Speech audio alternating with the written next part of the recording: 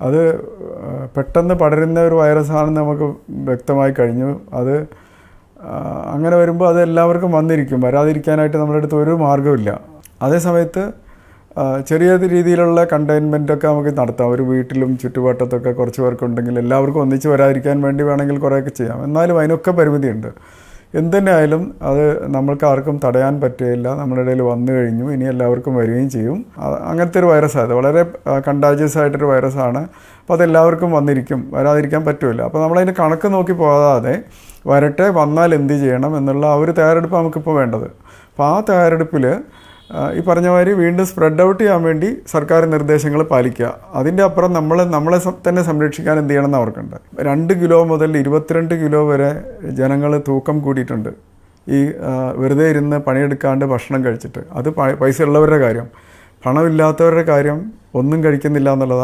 അവരുടെ ശരിക്കും ഇമ്മ്യൂണിറ്റി എല്ലാം മോശമായൊരവസ്ഥ ഇവിടെയുണ്ട്. അപ്പോൾ നമ്മൾ ഇനി അങ്ങോട്ട് ജനങ്ങളെ ഇത് നേരിടാൻ വേണ്ടി ഉള്ള ഒരു തയ്യാറെടുപ്പിലേക്കാണ് നമ്മൾ പോകേണ്ടത്. അതിനകത്ത് ഏറ്റവും ആവശ്യം അവർക്ക് നല്ല ആഹാര രീതിയും ജീവിതശൈലിയും പറഞ്ഞു കൊടുക്കുക എന്നുള്ളത് തന്നെയാണ്. ഈ നല്ല ആഹാര രീതിയും ജീവിതശൈലിയും എന്ന് പറയുമ്പോഴത്തേക്കും അത് മോഡേൺ മെഡിസിൻ അല്ല എന്ന് തെറ്റിദ്ധരിച്ച് നടക്കുന്ന കുറച്ച് ആൾക്കാരുണ്ട്.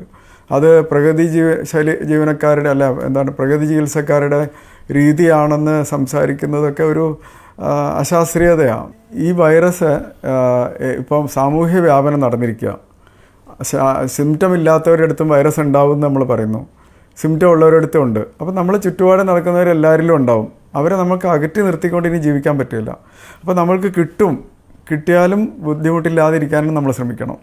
കിട്ടാതിരിക്കാൻ വേണ്ടി ശ്രമിക്കും, പക്ഷേ അതിനൊക്കെ പരിമിതിയുണ്ട്. കിട്ടാതിരിക്കാൻ എല്ലാവർക്കും പറ്റില്ല. അപ്പോൾ മാസ്ക് ഇട്ട് ഡിസ്റ്റൻസ് കീപ്പ് ചെയ്ത് കൈയൊക്കെ കഴുകി നമ്മൾ നടന്നാൽ എല്ലാവർക്കും ഒരു വീട്ടിൽ ഒന്നിച്ച് വരുന്നതും അല്ലെങ്കിൽ ഒരു സമൂഹത്തിൽ എല്ലാവർക്കും ഒന്നിച്ച് വരുന്നത് നമുക്ക് തടയാം. പക്ഷെ വരില്ല എന്നുള്ള ധൈര്യത്തിൽ നമ്മൾ നടക്കരുത്. വന്നോട്ടെ എന്നുള്ള ഒരു ചിന്തയും കൂടി നമ്മൾ അതിൻ്റെ കൂടെ തന്നെ വളർത്തിയെടുക്കണം. വന്നാലും കുഴപ്പമുണ്ടാവില്ല എന്നുള്ള ഒരു ചിന്തയും കൂടി നമ്മൾ വളർത്തിയെടുക്കണം. കാരണം വെച്ചാൽ വന്നവരിൽ തന്നെ ആരോഗ്യമുള്ളവർക്ക് കാര്യമായിട്ടൊന്നും പറ്റാതെ തന്നെ രക്ഷപ്പെടുന്നുണ്ട്. അപ്പോൾ നമുക്ക് എന്തുകൊണ്ട് അവർ ശുഭാപ്തി വിശ്വാസമുള്ളൊരു സമീപനം എന്തുകൊണ്ട് ഉണ്ടാവുന്നില്ല? ഇത് വന്നാൽ മരിച്ചു പോകുമെന്നുള്ള പേടിയോടുകൂടി അല്ല ഇനി അങ്ങോട്ട് ജീവിക്കേണ്ടത്. വന്നാലും എനിക്കൊന്നും പറ്റുകയില്ല, അല്ലെങ്കിൽ ഞാൻ അതിൽ നിന്ന് രക്ഷപ്പെടാൻ എനിക്ക് പറ്റും എന്നുള്ള ഒരു ആത്മവിശ്വാസം കൂടി നമ്മൾ ജനങ്ങൾക്ക് ഉണ്ടാക്കി കൊടുക്കേണ്ടത് അത്യാവശ്യമാണ് ഈ സമയത്ത്.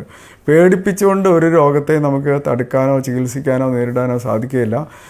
നേരെ തിരിച്ചാണ് നമ്മൾ രോഗികളെ ആശ്വസിപ്പിച്ചുകൊണ്ടാണ് നമ്മൾ രോഗത്തെ നേരിടേണ്ടത്. അതല്ല, ഇത് എല്ലാവർക്കും വരും എന്നുള്ളത് കാരണം അതിൻ്റെ ആ ഒരു പകർച്ചയുടെ ഒരു രീതി വെച്ച് നോക്കുമ്പോൾ എല്ലാവർക്കും വരാൻ സാധ്യതയുണ്ട്.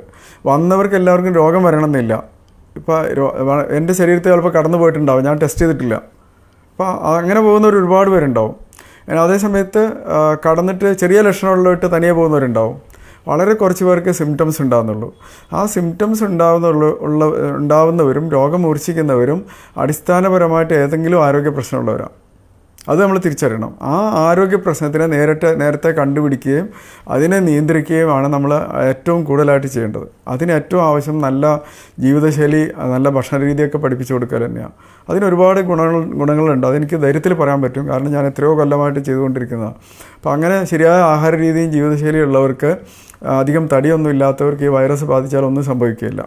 പക്ഷേ മെലിഞ്ഞവർക്കും വരുന്നുണ്ടല്ലോ എന്ന് പറഞ്ഞാൽ അവർക്ക് വേറെ നമ്മൾ തിരിച്ചറിയപ്പെടാത്ത ചില ആരോഗ്യ പ്രശ്നമുണ്ട്. അതുകൊണ്ടാണ് വരുന്നത്. അപ്പോൾ എന്ത് തന്നെ ആയാലും ഏതാണ്ട് 60% പേർക്ക് ഈ രോഗാണു കടന്നു പോയി കഴിഞ്ഞാൽ പിന്നെ നമ്മൾ അറിയുണ്ടാവില്ല. പിന്നെ പതുക്കെ സാധാരണ ജലദോഷപ്പനിമാർ വന്നു പോയിക്കോളും. അപ്പം അങ്ങനെ നമ്മളിങ്ങനെ കാണണ്ട. അല്ലാണ്ട് ഇനിയും പേടിച്ച് ഇങ്ങനെ ഒളിച്ചിരിക്കുന്നതിന് ഒരു പരിമിതിയുണ്ട്. ഈ രോഗം ഇങ്ങനെ സമൂഹത്തിൽ മൊത്തം പടരുമ്പോൾ സിംറ്റംസ് ഇല്ലാത്തവർ ഒരിക്കലും ടെസ്റ്റ് ചെയ്ത് ആസ്പത്രിയിലേക്ക് പോകേണ്ട ആവശ്യമില്ല. അവരെ രോഗികളായിട്ട് പോലും കാണാൻ പാടില്ല.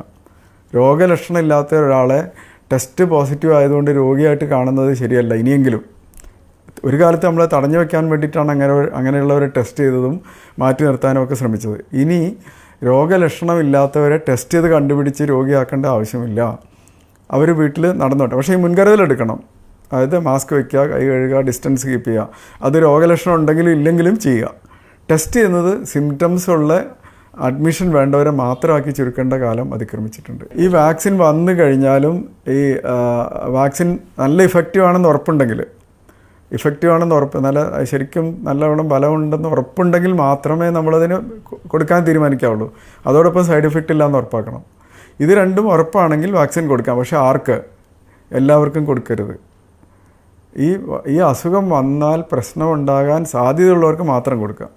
ഈ വാക്സിൻ ഇനി വ്യാപകമായിട്ട് സമൂഹത്തിൽ ലഭ്യമാകുന്ന ഒരു അവസ്ഥ വരികയാണെങ്കിൽ പോലും എല്ലാവർക്കും കൊടുക്കേണ്ട ഒരു വാക്സിനായിട്ട് ഇതിനെ മാറ്റാൻ പാടില്ല. കാരണം ഇതൊരു, അങ്ങനെ പറഞ്ഞാൽ ഇൻഫ്ലുവൻസ വാക്സിൻ ജനങ്ങൾക്കെല്ലാം കൊടുക്കേണ്ടി വരും. എല്ലാ രോഗങ്ങളും വാക്സിൻ കൊടുത്ത് തടയാമെന്നുള്ളത് ചിന്ത ശരിയല്ല. ഈ ഒരു അസുഖത്തിന് വാക്സിൻ്റെ മുകളിൽ അമിത പ്രതീക്ഷയോടുകൂടി കാത്തിരിക്കുന്നത് നല്ല രീതിയാണെന്ന് എനിക്ക് തോന്നുന്നില്ല. നമ്മൾക്ക് അല്ലാതെ തന്നെ നേരിടാൻ പറ്റുന്ന മാർഗ്ഗങ്ങളെ പറ്റിയാണ് നമ്മളിപ്പോൾ ചിന്തിക്കേണ്ടത്. അതിന് പറ്റുകയും ചെയ്യും, പറ്റാത്ത കാര്യമൊന്നുമല്ല, തീർച്ചയായിട്ടും പറ്റും.